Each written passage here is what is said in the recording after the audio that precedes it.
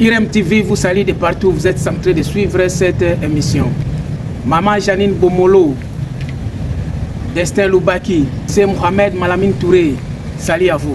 Un grand merci à tous ceux-là qui ont l'habitude de partager nos émissions et de liker.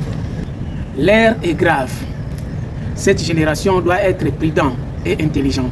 Qu'est-ce qui peut faire que ta vie puisse changer? Être aussi quelqu'un que ta famille peut compter sur lui.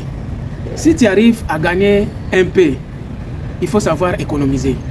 L'ambiance, les plaisirs, les désirs, ça ne finit pas.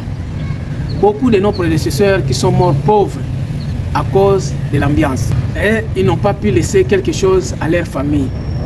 Et pourtant, pendant leur jeunesse, ils touchaient l'argent. Mais à cause de l'ambiance, ils n'ont pas pu laisser quelque chose à sa famille. Le plaisir de ce monde, c'est comme le goût, ça ne finit pas. Lorsque tu te confies dans l'ambiance, à savoir que c'est toi qui vas laisser l'ambiance. Ce monde, tu ne peux pas le porter sur tes épaules. L'ambiance, tu l'as trouvé, tu vas le laisser. Alors, il faut être prudent. C'est comme le désir de la chair. Ça ne finit pas. Tu ne peux pas finir les désirs de ce monde. Tu ne peux pas tout embrasser. C'est la poursuite du vent. Tu n'arriveras pas à attraper le vent. Actuellement, l'argent est devenu difficile. Alors, soyons prudents. Et savoir gérer les peu que tu arrives à gagner. Savoir économiser un peu. La vie est devenue trop dure. Ce qui est à faire, c'est de faire une marche en arrière. Comme on dit, reculer pour mieux sauter. Vivre selon tes moyens. Il ne faut pas compter sur quelqu'un. Parce que c'est mon parent, parce que c'est mon frère, parce que c'est ma soeur. Les calculs que tu fais sur la personne, est-ce que tu sais la charge qui est sur sa tête? Tu connais la charge de dépenses qui repose sur sa tête. Ne compte surtout pas sur quelqu'un parce qu'il a une activité. Ah, lui, comme il fait du commerce, il ne peut pas manquer. Si j'arrive là-bas, je ne peux pas manquer. Trop sûr n'est pas certain. Ne mets pas ton espoir sur la marmite de ton voisin. Parce que tu as vu ta voisine mettre sa marmite au feu. Alors tu veux compter sur elle, que je vais manger, je vais lui demander un peu. Ça peut être aussi, elle chauffe de l'eau pour masser sa jambe. Il y avait une femme qui avait un enfant de 5 ans. Alors, un jour, elle manquait de quoi donner à son enfant. Son enfant pleurait la faim. Alors, à un moment donné, il y avait son voisin qui est arrivé, M. John. Dès que M. John est arrivé, la dame se disait, comme M. John a l'habitude de donner aux enfants, il ne va pas manquer à donner à l'enfant qui pleure. Ce monsieur a sorti son fourneau dehors. Il voulait allumer le feu. Alors, le petit qui pleurait, comme il a l'habitude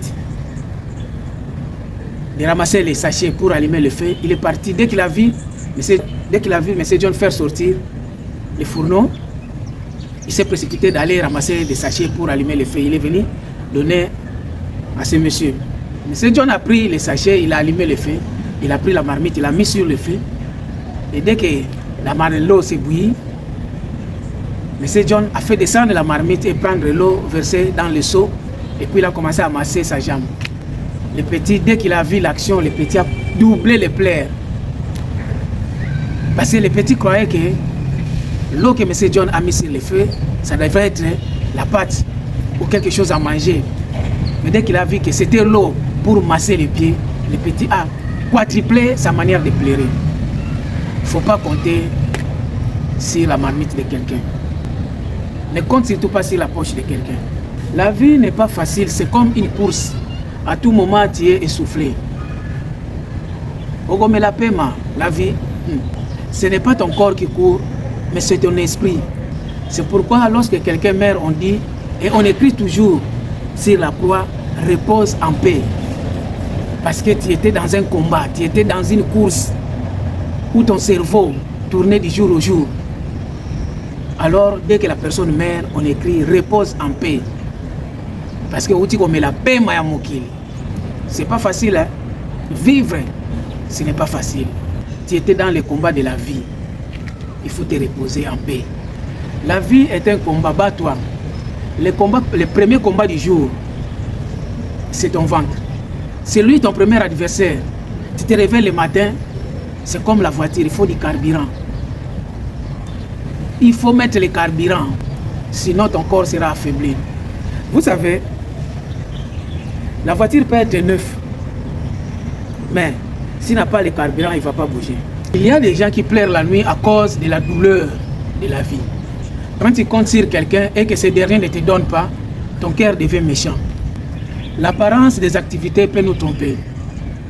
Parce que il est milliardaire. Les milliardaires que tu vois, il a des maisons, il a des biens matériels, mais il est endetté jusqu'à la tête au niveau de la banque.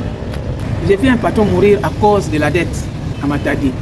Et pourtant, il a fait les biens matériels, des maisons, des terrains, tout, beaucoup, plusieurs matériels. Ils avaient des biens matériels vraiment énormes. Mais tout ce qu'ils possédaient, ils n'arrivaient pas à couvrir la dette qu'il avait en banque. Alors au finish, la banque a fait la saisie de tous ses biens.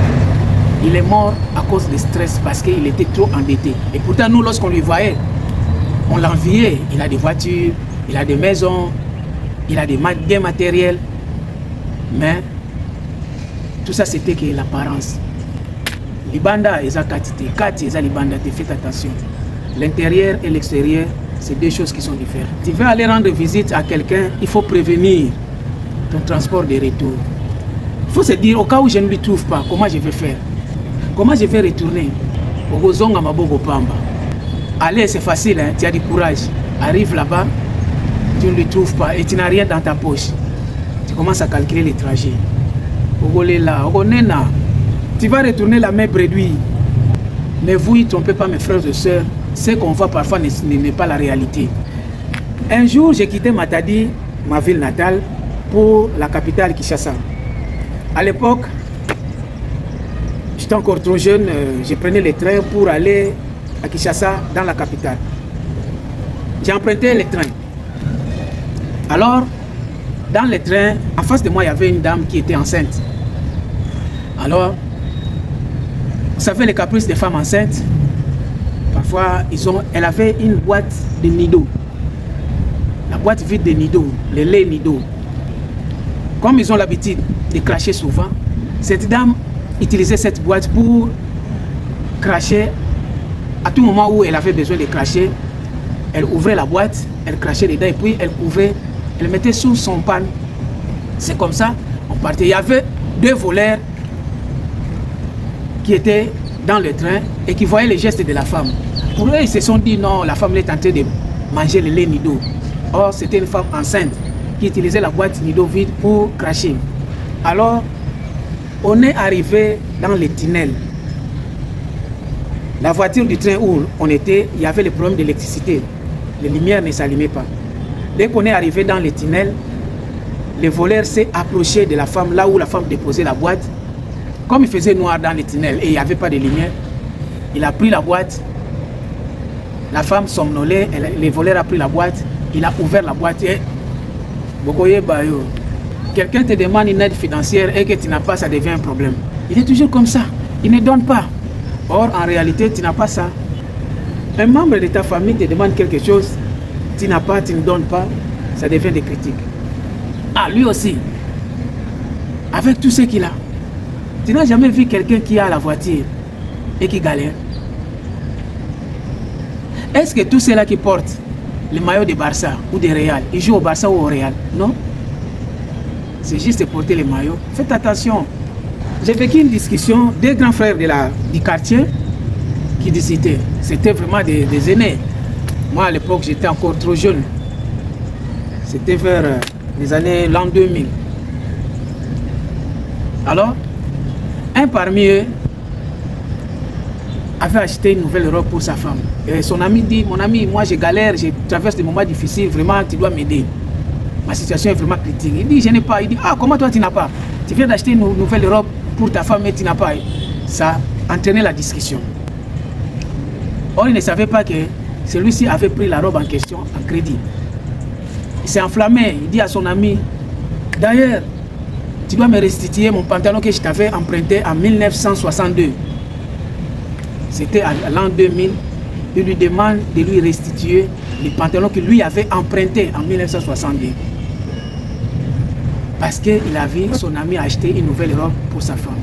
38 ans après, il lui demande, il lui rappelle les pantalons qu'il lui avait empruntés en 1962. Surtout la douleur de la vie change le comportement des gens. Si quelqu'un fait les efforts, il arrive à gagner, ceci crée la jalousie, la haine, le cœur méchant. Les gens deviennent contre. Tu es bien habillé, c'est tout un problème. Tu aides les gens, on te traite de vantard. Tu n'aides pas aussi, c'est tout un problème. Où est-ce que nous allons? Dans la vie, fais ce que tu peux. Ce que tu ne peux pas, laisse la vie elle-même, il va s'en charger. Dans ce monde, c'est l'ingratitude qui règne. La main qu'il tend, lorsque tu le donnes, c'est la main qu'il va aussi utiliser pour te jeter des pierres. La bouche qui te dit merci lorsque tu le donnes, c'est la même bouche qu'ils vont utiliser pour te critiquer, pour t'insulter aussi et mentir sur ta personne. Fais du bien, oui, mais avec des limites. Parce que les gens de ce monde oublient vite. Ils n'ont que les souvenirs de tes erreurs.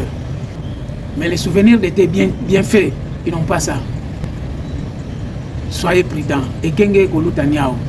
Merci, c'était Maxime le génie congolais. Likez, partagez, abonnez-vous, on est ensemble.